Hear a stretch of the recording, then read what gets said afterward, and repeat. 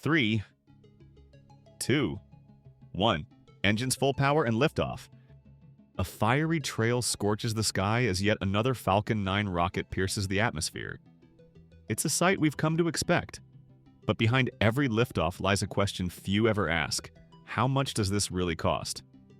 Sure, space is expensive, but why exactly? Where does every single dollar go? And how has SpaceX, more than anyone else, managed to make launching rockets look routine and somehow affordable? Stay with me, because this is not just about rockets. It's about a silent revolution happening in plain sight. Before we dive into numbers, smash that like button, subscribe to Curiosity Echo, and ring the notification bell so you never miss the wildest space stories out there. Let's start with the biggest ticket item, the rocket itself. The Falcon 9. At first glance, it's a towering cylinder of firepower, but zoom in and you'll see it's a meticulously engineered puzzle of parts. The rocket is made of 3 primary components: the first stage booster, the second stage, and the payload fairings. Each a masterpiece of aerospace engineering. Now, here's the twist. That giant first stage booster is the most expensive piece of the puzzle by far. We're talking 60 to 70% of the entire rocket's price tag. Why? Because it's packed with 9 powerful Merlin 1D engines. At $1 million each, you're already looking at $9 million just for propulsion. Add in the custom aluminum lithium alloy body, extendable carbon fiber landing legs, and cast titanium grid fins, and suddenly we're hovering between $30 and $40 million just for the booster. But wait, what if I told you most of that gets used more than once? SpaceX figured out something revolutionary. It's not about building cheaper rockets, it's about using them again. Instead of tossing boosters into the ocean, they retrieve them. With drone ships, robots, refurbishing stations. This isn't science fiction, this is real. The second stage, meanwhile, is a simpler affair. Just one engine, a short aluminum lithium body, and a payload adapter. Still, it can't be reused, so SpaceX has to build a new one for every launch. Thankfully, with their production pipeline, they keep it cheap, around $10 to $12 million per upper stage. Now, the payload fairings, the nose cone of the rocket. They look simple, but these clamshells are built with aerospace-grade carbon fiber, reinforced by aluminum honeycomb structures and layered with thermal cork. New fairings cost about $6 million, so recovering and reusing them, that's a no-brainer. Altogether, a fresh Falcon 9 launch vehicle clocks in at around $50 to $60 million.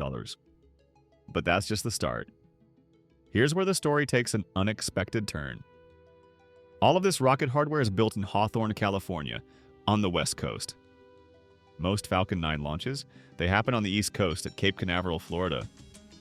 So how do you move a 140-foot booster across 2,700 miles? Here's where SpaceX's ingenuity shines again. They deliberately designed the Falcon 9 to be small enough for road transport.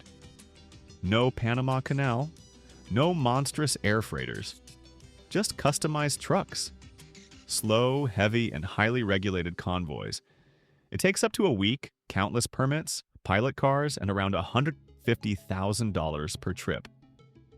It's the cheapest part of the operation, and still more expensive than you'd think. Once the booster reaches Florida, if it's not a brand new build, chances are it just came back from space. And yes, it's already on its way to flying again. Most Falcon 9 landings happen at sea, on autonomous drone ships. Once secured by the deck robot Octograbber, the booster returns to port. SpaceX then offloads it, trucks it to Hangar AO, and begins a surgical-level inspection. From soot-covered nozzles to heat shield erosion, every inch is checked. Merlin engines are scoped with internal cameras. Cracks, warps, loose fittings. Everything is reviewed.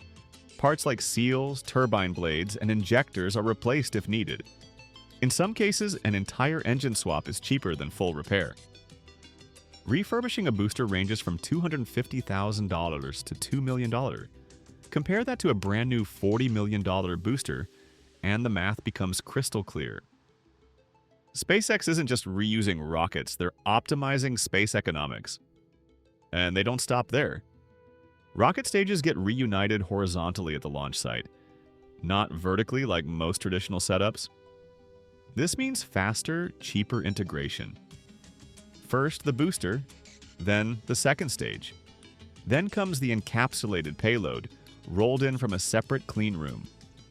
Final steps include integrating avionics, connecting all the umbilicals, and testing communications. This entire process, from booster arrival to fully assembled rocket on the launch pad, takes between 1 and 3 weeks.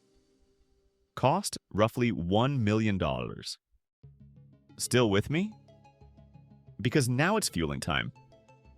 The Falcon 9 gulps down over 500 metric tons of propellant, rocket-grade kerosene, RP1, and liquid oxygen. RP1 is basically super refined gasoline, costing around $1.50 per liter.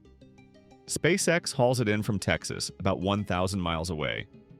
Liquid oxygen, on the other hand, is made locally near Cape Canaveral. It's cheap, around 25 cents per liter, but incredibly cold. Think 195 degrees cold.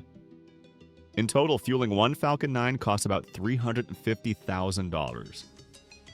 And just when you thought we were done, enter water. Before every launch, hundreds of thousands of gallons are dumped beneath the rocket. Why? To absorb heat, and to muffle the deafening roar of 9 engines igniting at once in a sound so powerful, it could literally shake the rocket apart. The water comes from a 400,000-gallon tower built in the 1960s. It's cheap, around $1,000 per launch. But without it, the whole mission could fail. Now let's tally it all up. Refurbished Falcon, 9, $21.5 million. Trucking from California, $150,000. Integration, $1 million. Fuel, $350,000. Water and electricity, $4,500. Permits and environmental assessments, $250,000. Personnel costs, $2 million. Pad maintenance, $125,000.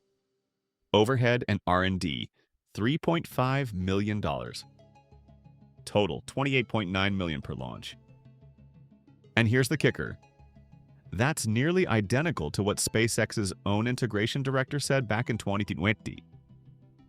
Despite inflation, SpaceX's increasing launch rate from 26 launches in 2020 to 132 in 2024 has offset rising costs through sheer efficiency. Now, how much do they charge their customers? For a full Falcon 9 mission, the cost ranges from $70 to $75 million. That's a profit margin of over 60%. Even higher margins come from rideshare missions, where dozens of small satellites hitch a ride. At $6,500 per kilogram, these launches can rake in $80 million with margins approaching 74%. And when NASA wants to send astronauts on Crew Dragon, they pay $150 million per mission. Compare that to the old shuttle at $1.5 billion per launch, and the value becomes undeniable.